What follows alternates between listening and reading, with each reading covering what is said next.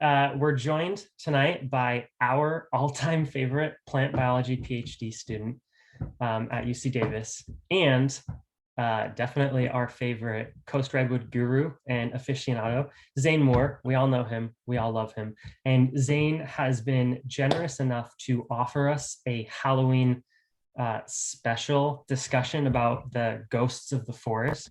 And so if everyone could please join me in welcoming Zane, and let's make sure to give him our attention and our respect. Zane, whenever you are ready. Thank you. I'll share my screen now. So here, let's see. Yeah, so this was supposed to be a Halloween special and about albino redwoods. And here, let me adjust some things here to get started. So I was actually going to use this type. Can everyone see my screen actually first? Does this look okay? Anybody? That looks fantastic. Yeah, looking good. Okay, good. The presenter. Okay, cool. So and yeah, so it was supposed to be like a Halloween special, so I was going to go with this title slide because it's pumpkin season and there are albino pumpkins also. But I thought looking at the redwood trees might be a little bit better. So we're going to be talking today about albino redwoods. Hopefully most of you in the park know what they are. This park has been really at the forefront of the latest research into these things. We basically went from knowing almost nothing about them 10 years ago to knowing quite a bit. And I'm going to be sharing with you as much as we do know right now. There's going to be some ongoing studies that I'll be mentioning. So we're still learning more, and I'm collaborating with some people. But yeah, so we knew almost nothing 10 years ago, and thanks to the work in this park by a number of different people, including Dave Cootie, myself, and some other people that we're going to mention here, we've learned a lot more about these weird things. So they've been called like the ghosts of the forest for actually quite a while. I found this really cool excerpt from 1881 describing the albino redwood. It says, "It is impossible to give any idea of this delicate spiritual beauty of the foliage, which somehow reminds one of the transfiguration or the resurrection of a soul from death." So that's from 1881, written in a San Francisco newspaper. A century later, the American Forest magazine published this article about strange albino redwoods. These ethereal, elusive mutants are a startling sight in the muted light of the coastal forests. And yeah, so there's been some work done in the 70s, quite a bit of work, and then a lot of work done in the 2010s, this last decade, and we're going to be talking about both of those pieces as well as some of the history. So this talk is going to be divided into two portions. The first portion is going to be an introduction. So what are albino redwoods? Where are albino redwoods found? How many are there? And what some of the history has been in studying these trees. So a lot of that may be review for some folks. And then the second half is going to be more science heavy as far as like, how do we interpret these things scientifically? What's our current understanding, and what has been some of the work done on these trees? And actually a surprising amount has been looked at with albino redwoods over the century and a half that scientists have known about them. So all right, so first, just a definition of what one is. We define these as a single branch or basal sprout or sucker that is usually white, chlorophyll deficient, so not having any chlorophyll, and growing from a phenotypically normal green individual tree. Without chlorophyll, the plant can't photosynthesize, so these plants do need a green tree providing them the sugars for it. We know of over 350 of them in the natural coast redwood range and 625 total. So all those extra trees have been planted here and there and everywhere, from the Central Valley to Oregon, Seattle, and down in LA, there are a couple as well. So we know of about 625, and 350 of them are natural. All right, so there's a number of different ways that albino redwoods look. I'm going to cover the five different phenotypes that we talk about when talking about albino redwoods, and then a weird combination that's called a chimera, which is actually two trees basically smushed into one bud of a plant. So I'll show you what these look like. This is a really nice one in Humboldt Redwood State Park, called the Christmas tree. So white is the most common of the albino redwoods. Most of them, when they grow up from the ground, they look just normal white. There's nothing really, no pigment at all that we can see with our eyes. Then some of them, if you look real close, they may look really white from a distance, even at a distance like this. But when you look at them, they can have little tiny, tiny patches of green. You can see that's my finger in the background there of this picture. And that little green stripe. Here's another example. So that can happen. We call this the second type. We don't know whether this is the same or not, but we call this cellularly virescent. So like a little strip of green, a cellular strip of green. The third type is pale yellow green. So here's a green redwood branch at the bottom and then a yellow one, just to show you the difference in color. These yellow ones are kind of interesting because we've seen them in they exist in other conifers. And probably the most famous example is this conifer here, the golden spruce. There was a book written about this 10 or 20 years ago. This tree lives in British Columbia, or lived, I should say, in British Columbia, in an island off the coast of British Columbia. And it was able to freely photosynthesize, which we'll talk a little bit about how that happens. But it had this gold color, and it was considered sacred by the ancient, or by the Native American people there. And it was later cut sort of as a protest to protest logging in the forest, because many trees were being logged in that forest, and no one batted an eye at it. But when someone cut this one down because it was sacred and special, that fired people up to get people mad about, well, the hope was to get people mad about logging, but instead it the guy ended up getting murdered and disappeared in a mysterious way. And it's a pretty interesting book if you decide to look into that. So that's the golden spruce. And that's a pale yellow type of albino that we see in coast redwoods as well. Then there's variegation.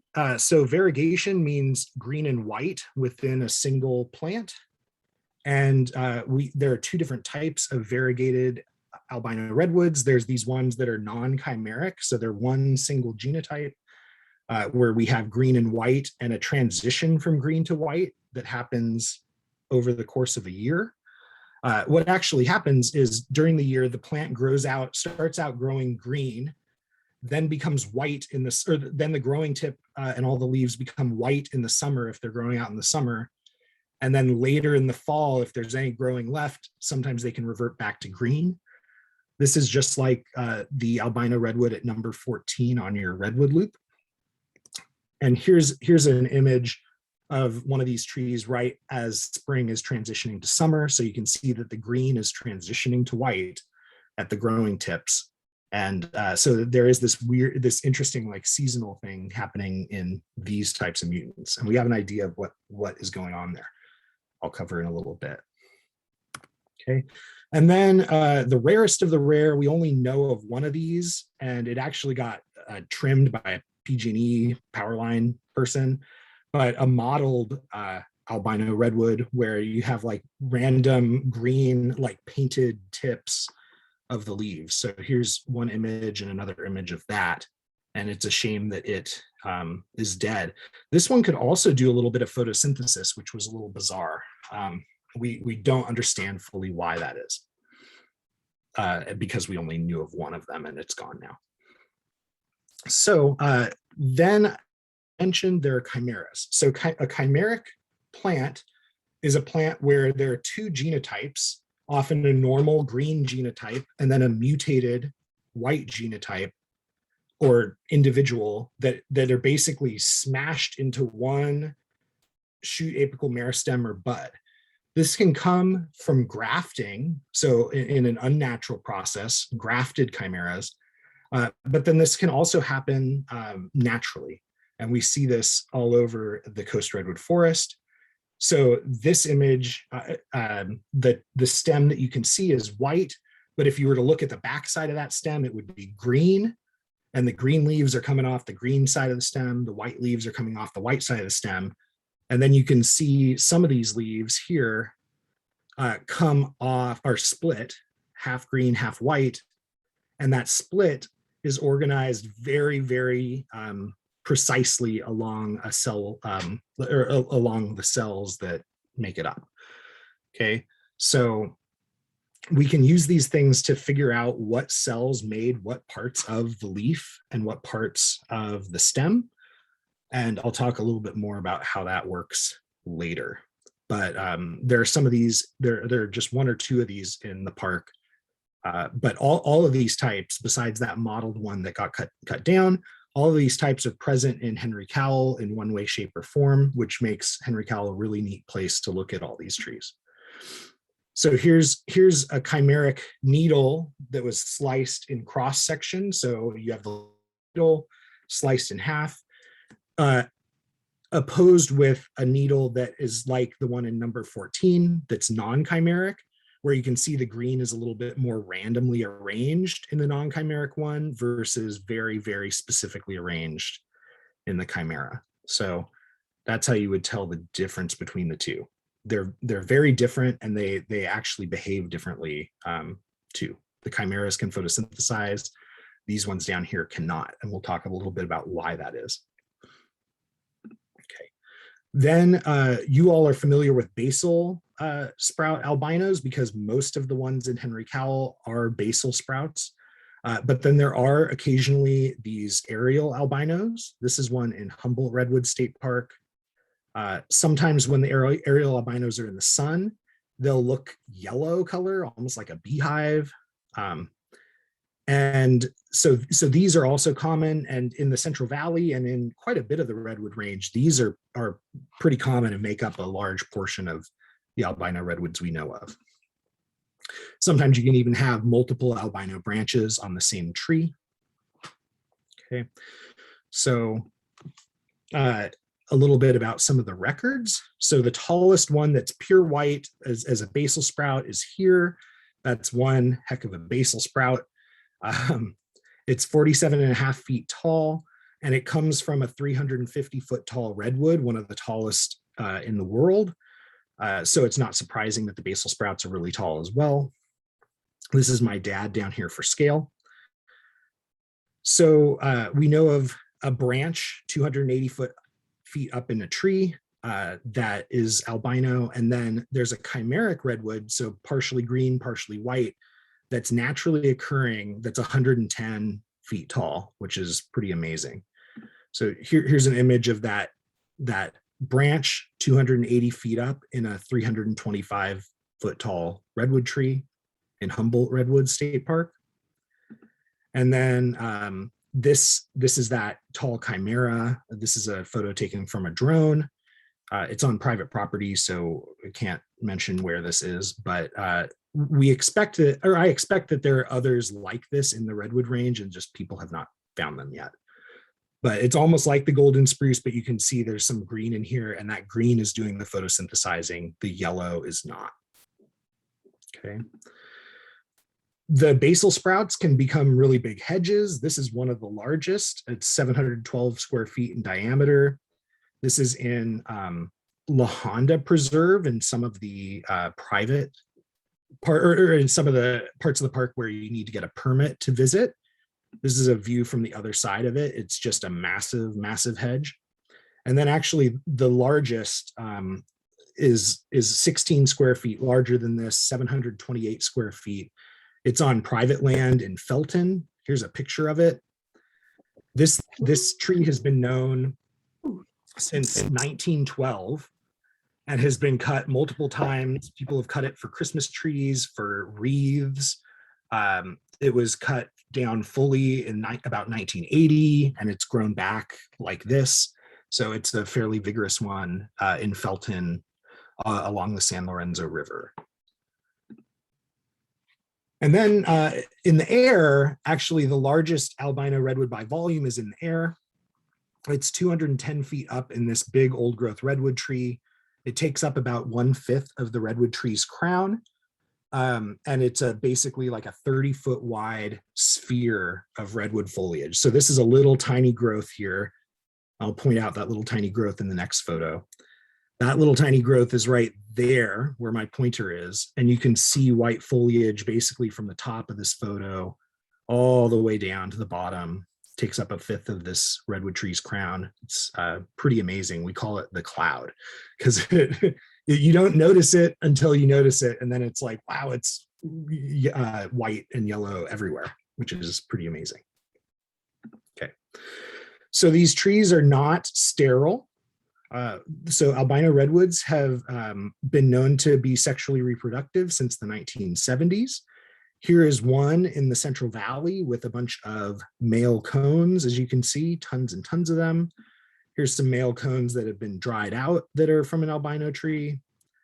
And then female cones. So this is a young female cone here, and a section of it in cross section. You can see the ovules here, which will develop into the seeds. Okay, and here's a bunch of them that are mature.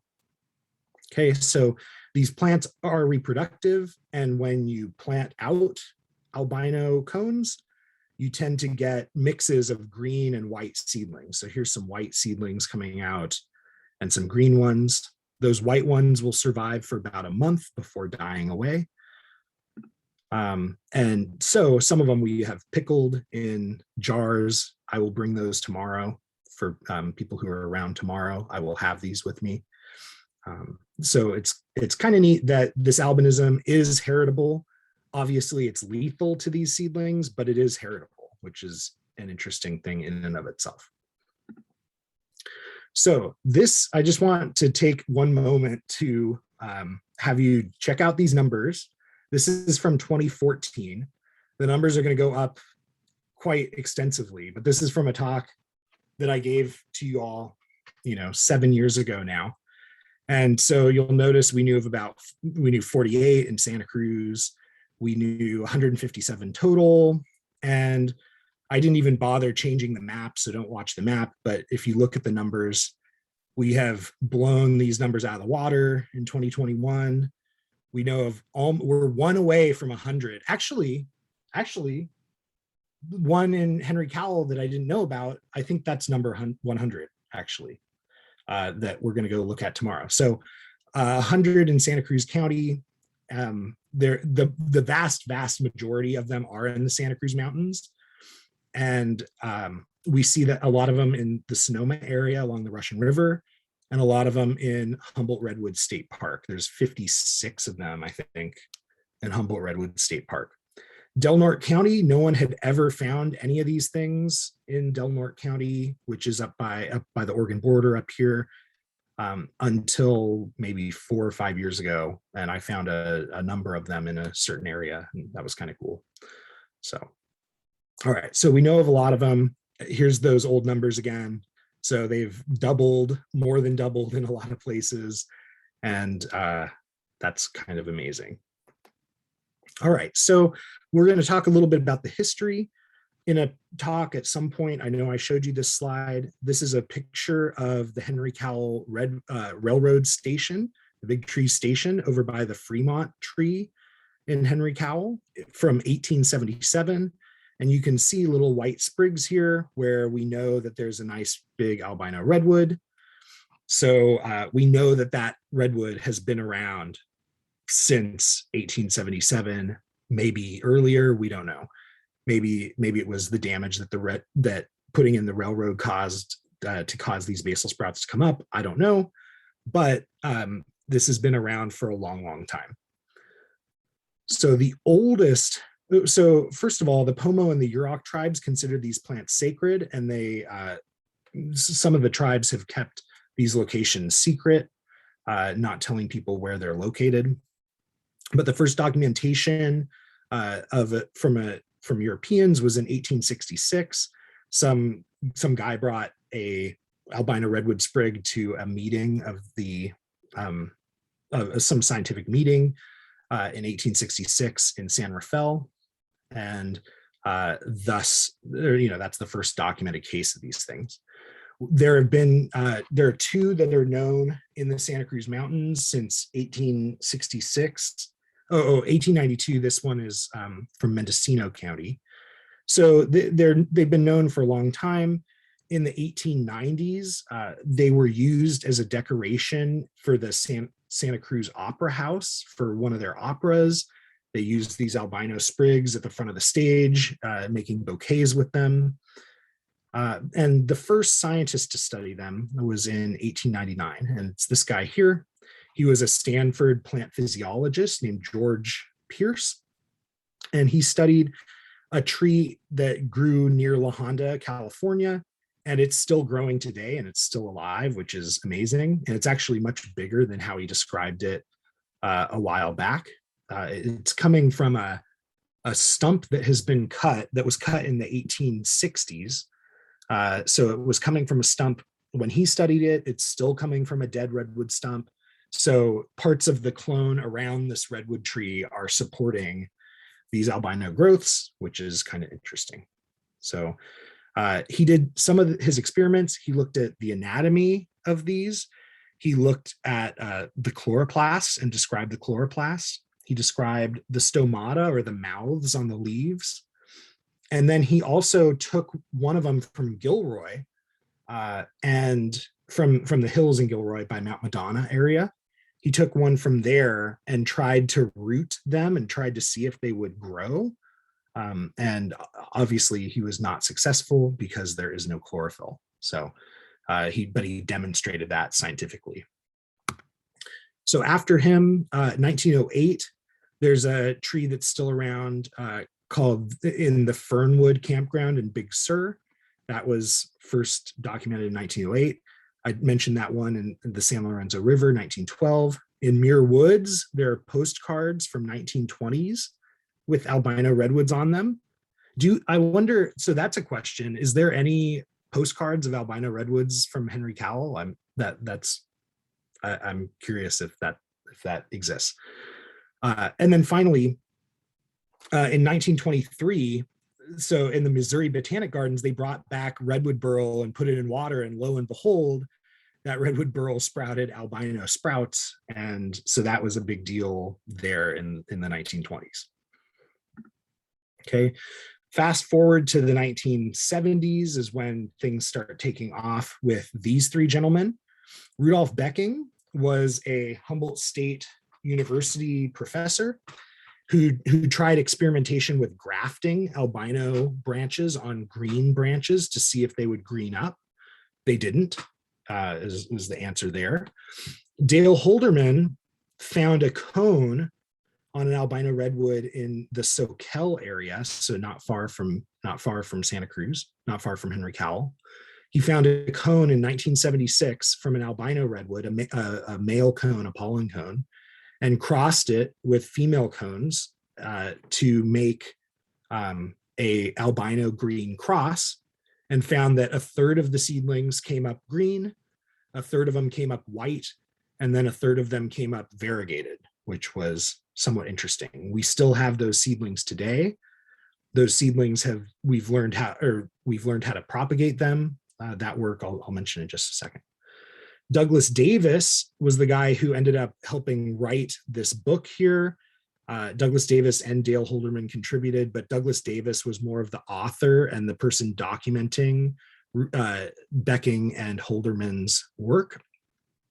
And that documentation resulted in the White Redwoods, this book, and resulted in that article I showed you at the beginning from the American Forest magazine. That was also written by Douglas Davis. So he documented a lot of this modern work. And then moving forward, Tom Stapleton was a major player moving forward. He's the only person to do anything between 1980s and the 2008 or so. In the mid 1990s, he tried to grow a chimera, something like this. He tried to see if he could get that to grow and root and successfully grow, and he was able to do that, being the first person to be able to successfully propagate an albino redwood from the wild and grow it at his house. That ended. He ended up having kids and living his life until about 2012, when he started getting interested in this again. And he and I got to know each other through Dave Cootie, which was really cool. Dave Cootie organized a meeting between basically everyone working on albino redwoods around 2010, 2012, something like this. And Tom Stapleton was one of them. I was in Colorado, so I couldn't attend, but Dave was kind enough to record the meeting, and Dave was a major component of like getting these pieces together and getting, connecting the individuals here doing this research. So some of this research you've seen on 10 years ago, KQED Science on the Spot filmed 3 different episodes of albino redwood work. And one of them featured Gia Usakirkin. She is she did some genetic sequencing of these.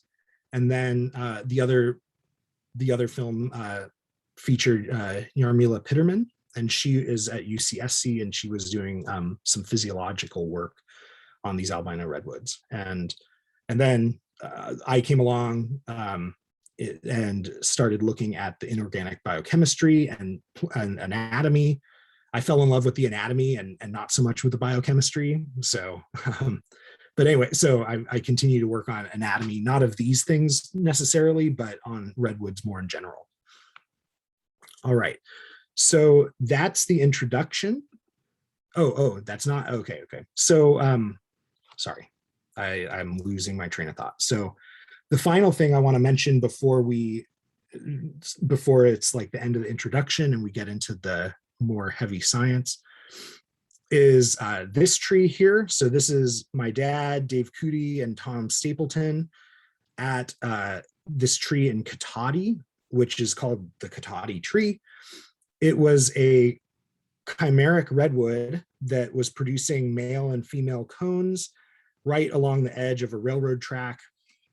This tree got international attention from places like National Geographic, NPR's All Things Considered.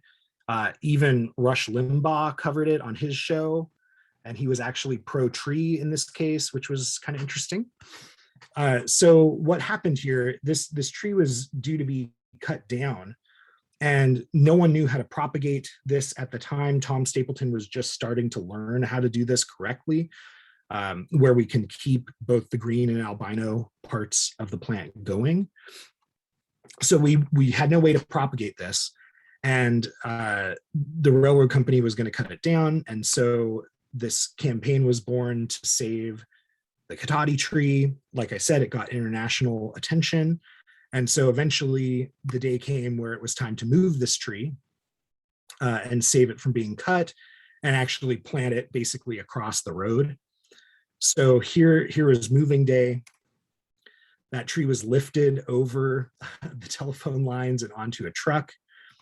Here's a slow motion or a fast motion video of this with the precision crane getting the tree on that truck right on top of the railroad tracks that was going to be this tree's demise.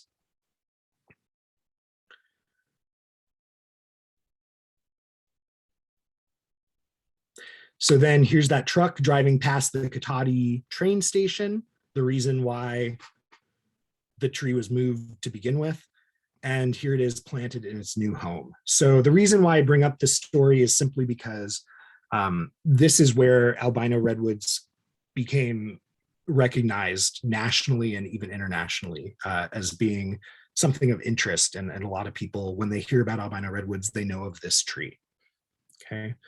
So now I'm going to pause for questions, and we'll do maybe 5 minutes of questions take a break, breathe a little, and then we'll go on to the science side of things. Okay, so I can take questions via the chat, but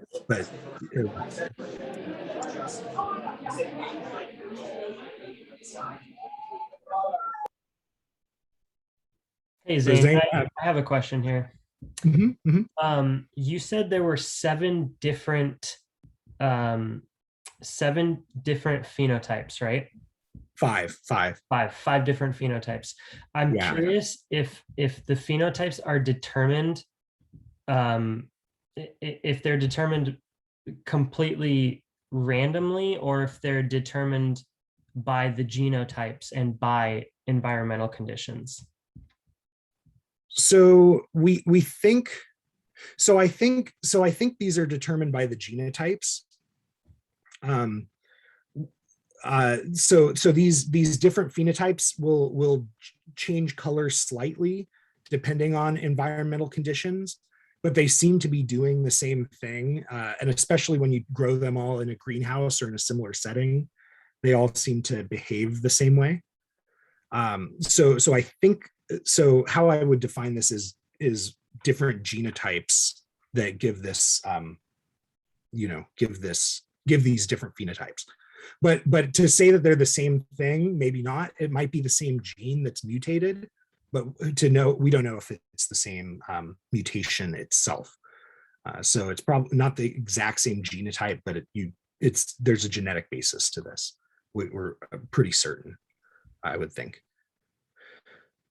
Zane, this is Donna. My question would be, you said the majority of the albinos are in Santa Cruz County. Is there a reason for that? We don't know. It could be just a lot of people have looked here and that's where we find them. It could also be that there's a lot of clones here and a lot of inbreeding potentially.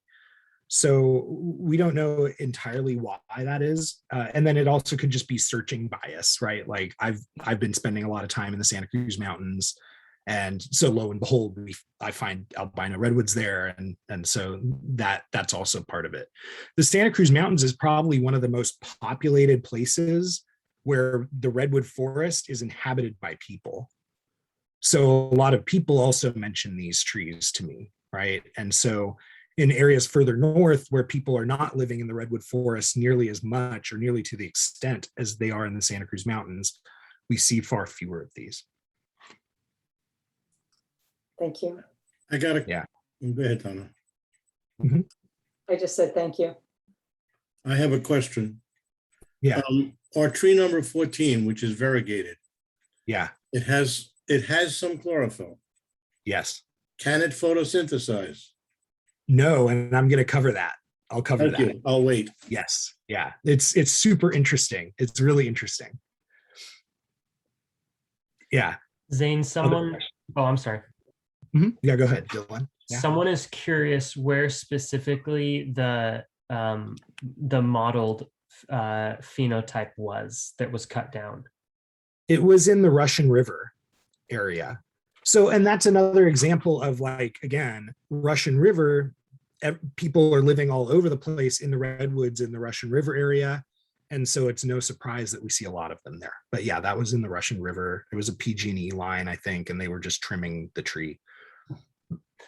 That's so unfortunate. And that seems to be such a balance between public education and drawing attention to it so more folks can appreciate it and want to protect it, and maybe letting it slip under the radar so people don't come and take clippings for themselves and do things, you know, that could... Yeah, it's a big challenge. I think about that a lot. Yeah, the Katati tree was maybe the biggest spotlight thing, and the rate at which that took off was out of anyone's control, which is not a great way to do things. So yeah, trying to keep it under control and not have anything go too crazy and get too publicized is important, I think. It's important to try and balance that, I think, like you're saying, Dylan. Okay. Any other I'll take maybe one more question and then we're going to move on to the kind of more in-depth science side of things. Yeah, one final question. Was the morphology of the upper story leaves, is that the same in albino redwoods as it is in like green redwoods? Do they serve the same function? Yeah. So what do you mean by serve the same function? What is the function up there? Like because of the different shape to retain more moisture, reduce surface area to help, prevent water loss. Yeah. Yeah. So albino leaves, at least externally, I don't think anyone, actually, I know no one has ever sectioned them from way up there, or no one's ever like looked internally, but externally they look the same as a green needle. So the size, the size and shape are the same. So the higher up you go, the smaller the needles are, and the more yellow they are, and we'll cover that a little bit. Okay, so that's sort of the background information. Now we're going to get into what we actually know about them and how they operate. So here we go. So albino redwoods, in my opinion, are a great interpretive tool, really valuable, especially here at Henry Cowell. I think they're very valuable in interpreting a lot of aspects of redwood biology. And we're going to try and cover all of these things. I know it's a lot, but I'm going to hopefully give you some of these tools so that you can interpret this to the public better. So first, obviously, they tell us about photosynthesis, plant pigments, chloroplasts. You can talk about why it's important to have those and what happens if the trees don't. You get albino redwoods. Their biochemistry, physiology, and anatomy are somewhat interesting. That might not necessarily translate well into interpreting for other people, but we'll talk a little bit about that. But then, so the main things that I think people really can understand by seeing these is redwood clonality, resource sharing, development of redwood trees and how they grow. That may be less so because chimeras aren't everywhere. You can use it to talk about genetics. And so there's a reason, and we're going to talk about why hexaploidy, clonality, and old age are all correlated, and why we see all three of these traits in a coast redwood. There's an important biological reason why. And that gets into some of this talk about mutation and its role in tree evolution. So we'll talk about all of these things to a certain depth, and hopefully this gives you a little bit more to talk about with the public about these topics. Okay.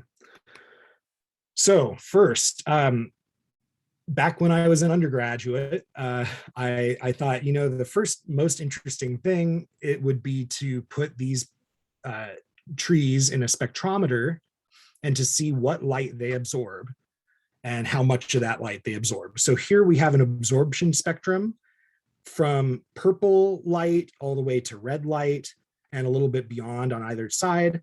And we have different trees represented by these different bars. So these two bars that are darkest green, these are normal green redwoods. This yellow one is one of the pale redwoods, and the white one is the white albino redwood. Okay. And so you'll notice with the normal green redwoods, there's this big peak here in the blue spectrum, and then a big peak over here in the red, kind of orangish red spectrum. Okay. So blue and red are the wavelengths that chlorophyll absorbs. So we see high absorbance, higher peaks up here, higher absorbance in the chlorophyll models, or in the chlorophyll plants, excuse me. And then no absorbance here with the albino trees almost at all on any part of the spectrum. Okay, so the albino trees have very little, if any, pigment, and it's absorbing almost nothing in terms of light, which is going to be stressful for the plant just in general, right? Because pigment's absorbing thing. It's the reason, like, the darker your skin is, the less you need to worry about sunscreen, because your pigments are absorbing some of the energy from that light. Albino redwoods don't have that. Albino redwoods are like a pasty white guy like myself out there with no sunscreen. They're stressed out and they don't get burnt red, but they can still be burnt. And so we'll talk a little bit about how albino redwoods might prevent some of these things. Okay, but you can see that the green absorbs in these spectrums, and then you see that the yellow here, that pale yellow, also absorbs in roughly the same spectrums. It just has a lower peak, but the peaks look roughly the same as these dark green peaks. And that's again why something like the golden spruce was able to photosynthesize. And Tom Stapleton has been successful in rooting cuttings from a redwood tree with this phenotype, that pale phenotype, and getting them to grow for many months. They are able to photosynthesize. They just have less photosynthetic pigment. And so the reason why they're yellow is that yellow acts as a sunscreen to try and reduce the amount of light the chlorophyll is getting, so it doesn't cause too much, so it doesn't cause problems with photosynthesis, I guess is how I would say that. So this tree, the reason why it survived was actually because it didn't have as much direct light. A lot of its light came, especially in the winter, came from reflecting off of a nearby river, which reduced the intensity of the light that these leaves were experiencing, and which is one of the reasons why this tree got so healthy and so tall and so nice. For this was a 600-year-old tree photosynthesizing by itself beautifully up in British Columbia, which is kind of neat. Okay, so then the last one I want to talk about is this pale bar. Okay, this pale bar is from a tree like your tree number 14. It was a different tree in the redwood range, but it grows the same exact way as your tree number 14.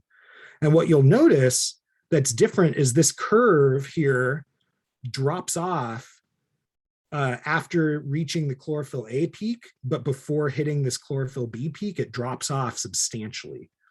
So it has very minimal chlorophyll B.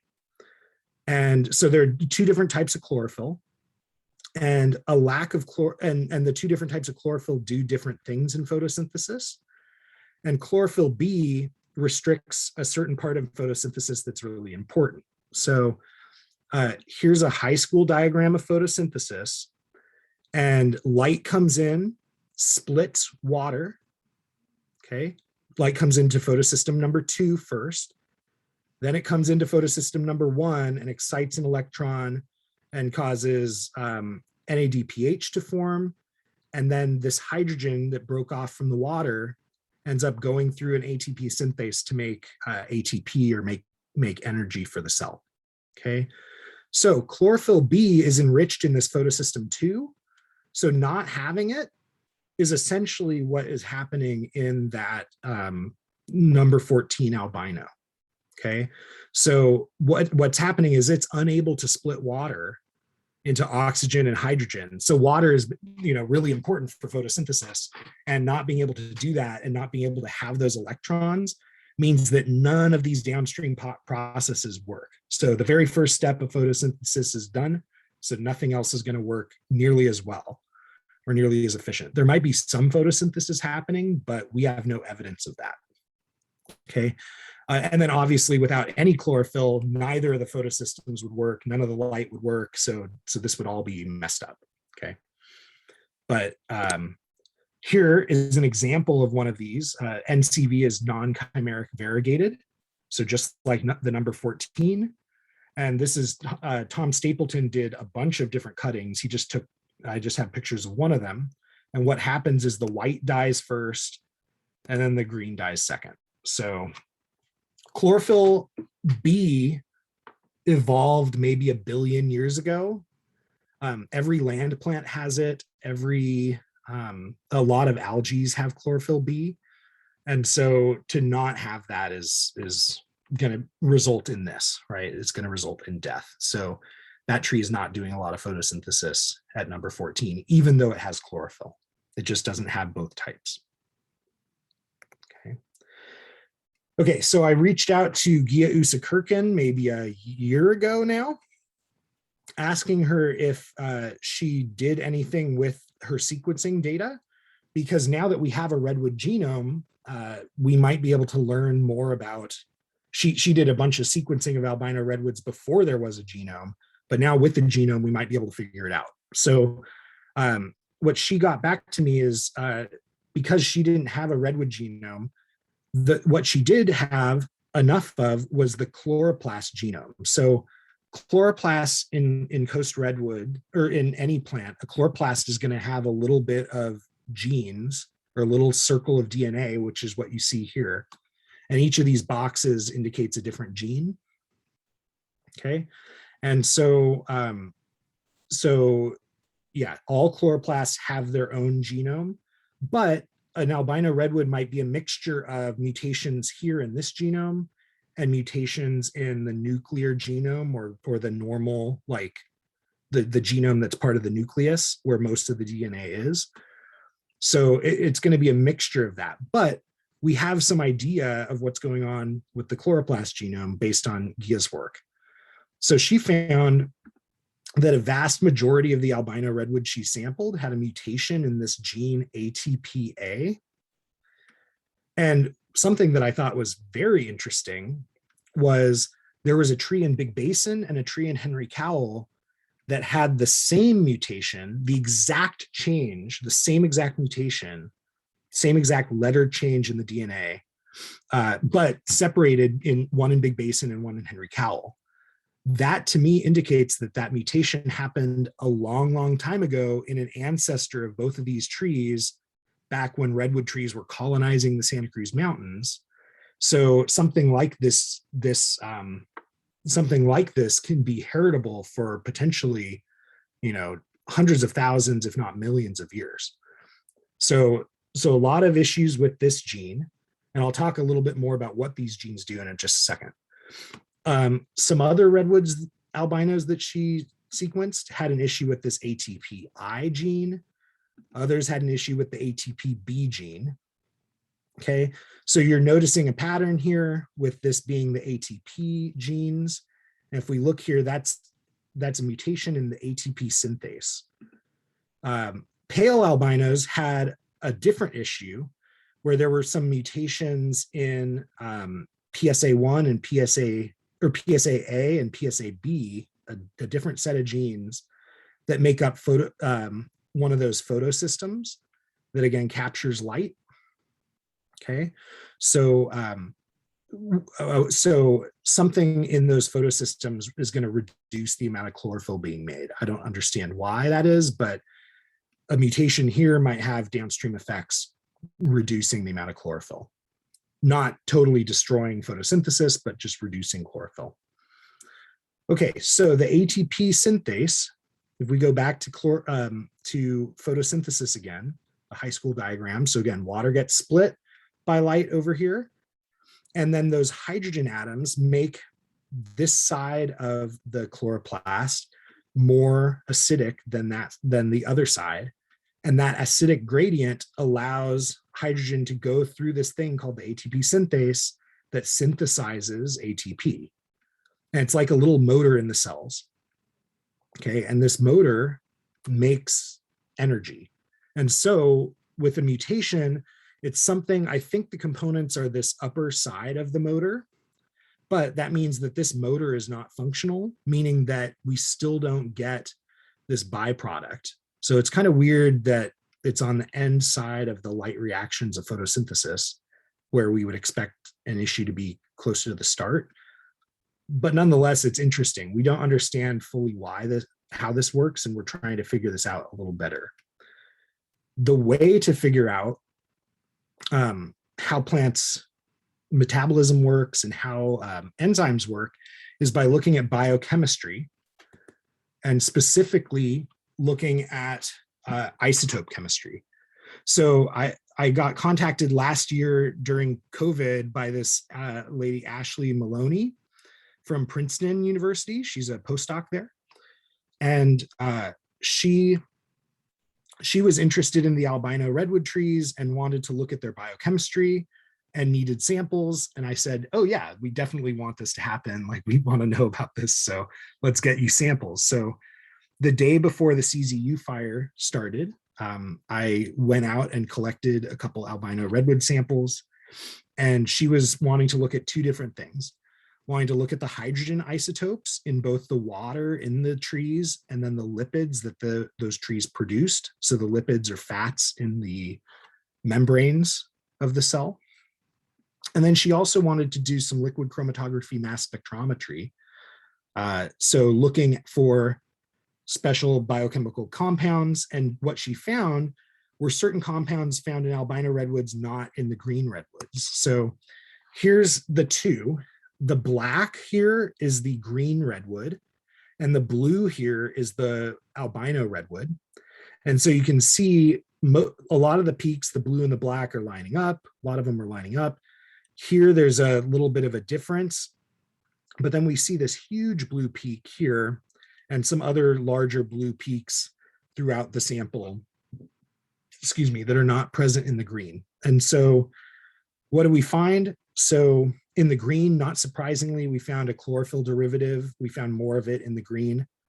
But in the white, we found more carotenoids, which are things like the sunscreen that makes plants yellow, that protects it from light stress, and then other stress preventative compounds. So these light and UV stress preventative compounds, things that help with cold, and then also plenty of compounds that help with free radicals. So reactive oxygen species and things that cause nasty problems to cells. So it's weird that the albino redwood is compensating, it seems, compensating parts of its metabolism to try and deal with the fact that it doesn't have chlorophyll by putting all these extra compounds in their leaves, which is somewhat interesting. We don't fully I just got this information last week. As I was preparing for this talk, so it's pretty exciting, but we need to look into this more, and we will. The other interesting thing is with this hydrogen isotope analysis, you can figure out what metabolisms are happening. So you can figure out whether the plant is photosynthetic or whether the plant is getting its sugars from photosynthesis, or whether it's getting its sugars from basically non-photosynthesis. So more like us, where we eat our food, right? Where we're eating and we're not providing for ourselves, right? And so we would expect the green to show signs of photosynthesis and the white to show signs of no photosynthesis. But that's actually not what we see, which is a bizarre result. So what she found was that the white and green had no difference in isotope composition, which doesn't mean that albino redwoods are photosynthesizing. But what that probably means is that the green leaves are not doing much photosynthesis themselves either, because they're in the deep shade of the redwood canopy. And so both the white and the green are getting fed by the mom and not really doing much in return, right? Or not doing much in return as far as photosynthesis is concerned, right? So Jarmila Pitterman, back in 2012, which was finally published in a journal a couple years ago, she characterized this at the albino redwoods in Henry Cowell, and found that if basically this axis is photosynthesis, so up here above this dotted line, we're talking photosynthetic, and down below, it's not photosynthetic. When you look at the difference between white and green leaves, the white leaves obviously aren't photosynthetic, they're respiring, they're breathing out carbon, right? But the green are photosynthetic, but only in this saturated light condition. So as in she brought a big bright light and blasted the light on the green leaves. So of course they're going to photosynthesize. Whereas in the dark, we don't see this pattern, right? The green and the white, neither of them are photosynthesizing. And so I don't know if the dark necessarily means pitch black, or if the dark would be daytime, but just not direct light. But we would expect the green to be somewhere in between these two, and it might not be enough to actually be providing enough sugars to keep the branches alive. Okay, so the green can do photosynthesis, but maybe not a lot is what these results seem to point to. We'll find out more. This is not a end all be all story, but we'll find out more. Okay. So yeah, here's the takeaway. Albino redwoods may be nearly as costly as green redwoods in a dark old growth forest where they rarely get full sun. That's what this is showing in my opinion. Okay. So Jarmila also found that the albino redwoods transpire more. So they're using more water, almost double. And in certain times of the day, like noon, this was using like 4 times the amount of water as a green redwood needle. So they're really poor at conserving water. Okay. And I think that this might be the reason why they uptake more heavy metals. So some of my work back in 2014 was to look at what is the chemical composition, not the organic chemistry, but the inorganic chemistry of these trees. So we found that there was more heavy metal, almost triple the amount of cadmium, or more than triple the amount of cadmium, double the amount of copper, and double the amount of nickel, almost 2.5 times the amount of nickel compared to a green redwood. A green redwood is this axis here. Okay, so increased levels of heavy metals. We also see increased levels of potassium, phosphorus, and sulfur, which are plant metabolite, or plant nutrients. They're found in things like fertilizers. Okay, so these, we see increases of those in the albino leaves. And some of this can explain why we see lack of lignin. So with more nickel in these albino leaves, way more than is biologically okay for a green plant, we see more nickel, and that nickel prevents lignin formation nearly as well. So lignin in this stains kind of a dark blue purple color. And you can see that it's a lot lighter. This white leaf is a lot lighter blue than this green leaf, which is a lot darker blue. So the green is producing more lignins. And this is also the case in the wood itself. And that could be due to nickel toxicity and some of the toxicity of these heavy metals. Okay.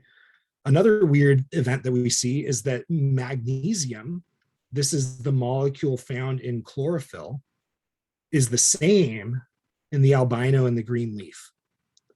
That's weird, because that means that at least some of the chlorophyll precursors are probably getting made. Magnesium is found in every chlorophyll molecule. It's this center green dot here.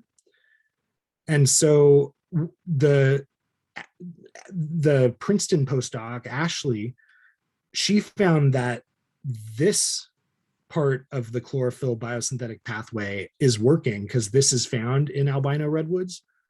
But this chain here that helps with getting the proper wavelength of light is not found in albino redwoods.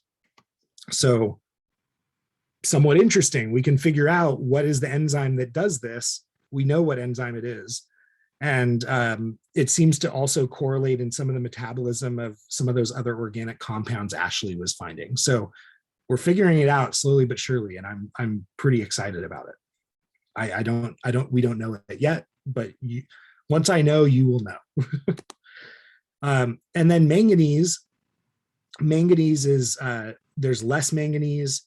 That's something that helps with the splitting of water. So there's less manganese in the albino redwoods, maybe because it's not needed, or because that water is not being split to begin with.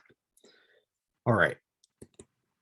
So another person at Princeton is going to be looking at the isotopes of calcium, potassium, and magnesium to try and like really define what's going on here.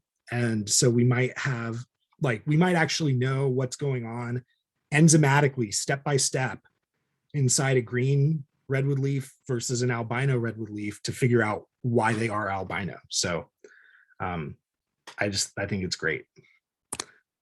All right. So we're going to switch gears from the biochemistry to talk about chimeras. Okay, I'm recognizing the time. I'm gonna try and wrap this up fairly soon. So chimeras enable us to be able to see where cells come from in different parts of the plant. So like if we see a green branch, we know that came from this green line right here, and we can trace it back in time and back in development and figure out where different components of a redwood tree come from. This is fairly interesting because in certain plants, we have a green branch with white buds coming off at a certain developmental area of that plant. And then the opposite happening where we could have a white branch with green buds coming off in, after a year of growth. And so what this indicates here is that there are multiple cell lineages or multiple plants kind of organized within a single plant. This work, if you don't understand it, don't worry about it. This is my PhD work. You will hear more about it. It's super interesting, and it is solving a lot of complex problems in redwood development. So I will talk about this more later. But the cool thing is we get white buds from green stems and green buds from white stems in some of these chimeras, and that is kind of a special thing. Okay, why is it special? It's because redwoods essentially in this white situation, they can have backup cell lineages that can cause albino redwood to essentially revert back to green. And this helps a redwood tree preserve its genetic integrity. But if you understand that, don't worry, we will cover that more both tomorrow in the walk, but also sometime when you have me back, we will talk just about this stuff in a talk because it's really interesting. Okay, so let's talk a little bit about redwood genomics now. So what does the redwood genome look like?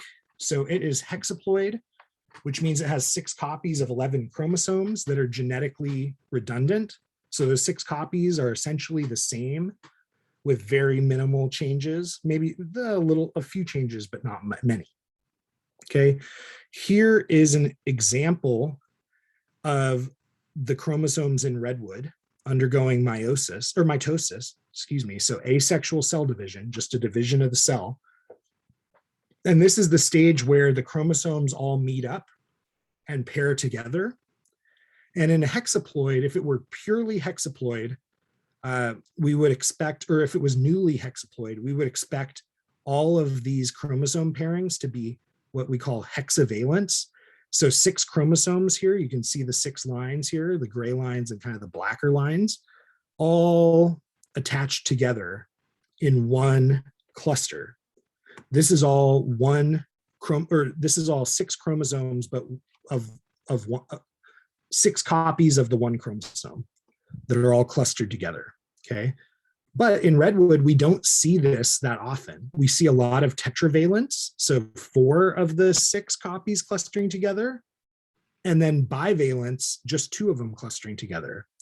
And so when we see a lot of these bivalents and tetravalents, what that's indicating is that the genome is starting to become a diploid organism this takes millions of years, but it's starting to diploidize or become more and more like a diploid. Okay, but because it's still hexaploid, and we're going to call it hexaploid, it still is hexaploid. But because it is, redwood trees are able to have high mutation rates, and indeed they do. This is also some of my PhD work, that in a single redwood tree, there can be, with a 1,400-year-old tree, 1 million changes easily in its genome of 26 billion letters. So that's a small percentage, or very small percentage, but not insignificant. So quite a few mutations, more than we would expect in a normal plant. Okay, and this brings us to clones. So when mutations occur, so when a redwood grows, it grows from a seedling, And then it can grow into a fairy ring and a fairy ring of fairy rings and many, many, many concentric fairy rings into these things that we call clones. And the clones you can identify on the landscape by looking at phenotypic traits like bark, branching, leaf arrangement, phenology. So when the male cones open or when needle drop occurs, some of them brown at different times or green up at different times. They look different. And here on this landscape, here's an example of sets of some of these clones. You'd see this orange clone has these little white spike tops, all of them. You can see some of these color variations in this set of 3 different clones. This one's a long set with kind of tightly wound branches. So you can see clones on the landscape. I would recommend going to the parking lot of Henry Cowell and looking off into Roaring Camp from roughly the nature store. If you do that, you should be able to pick out different redwood clusters that look the same and seem to grow the same, that are clustered together. Those are the clones that you're seeing. Okay, so the clones, even though they look pretty similar, they can be obviously different.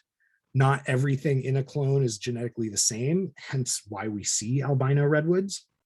And what albino redwoods are is they're an example of a redwood tree being able to tinker with mutations on any given branch.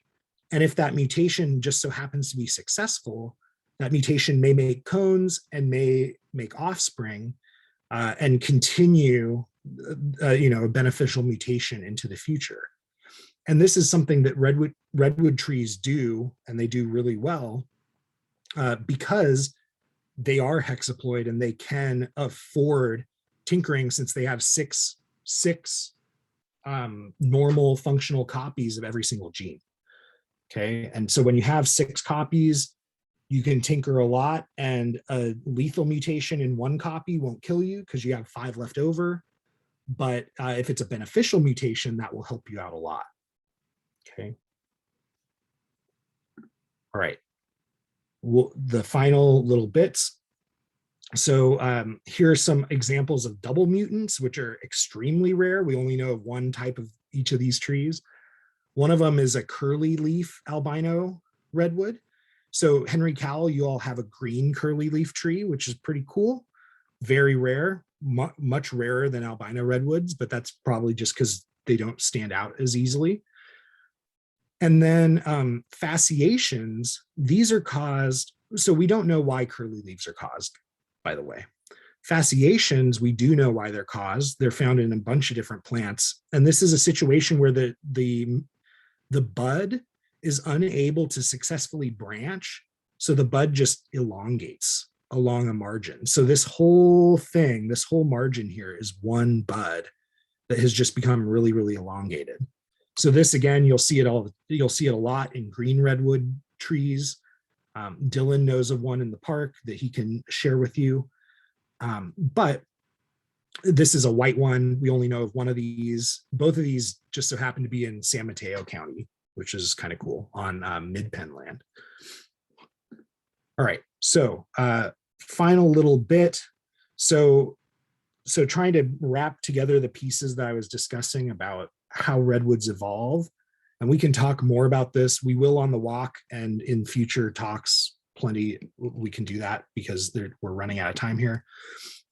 So genomic flexibility, so the ability to be able to mutate and tinker, they have this because part of the reason is because they're hexaploid, so they have multiple copies. Part of the reason is because they're big. So having a ton of branches means you can try out a ton of different mutations independently. Not only are they big, but they're clonal. So you could actually try out different mutated trees and see if they work or don't work, depending on the mutation.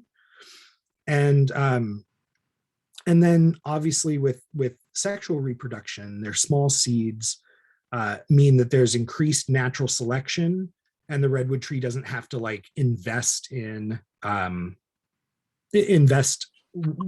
have weird differential investment in seeds that are going to be duds or not work out very well. Okay, so yeah, that last little portion about genomics, I'm going to have a whole, I'm going to make a Redwood genetics talk, and you will understand this in the future if you don't understand it right now. Okay. So I want to say thank you. Thank you to Dylan. Thank you all for having me.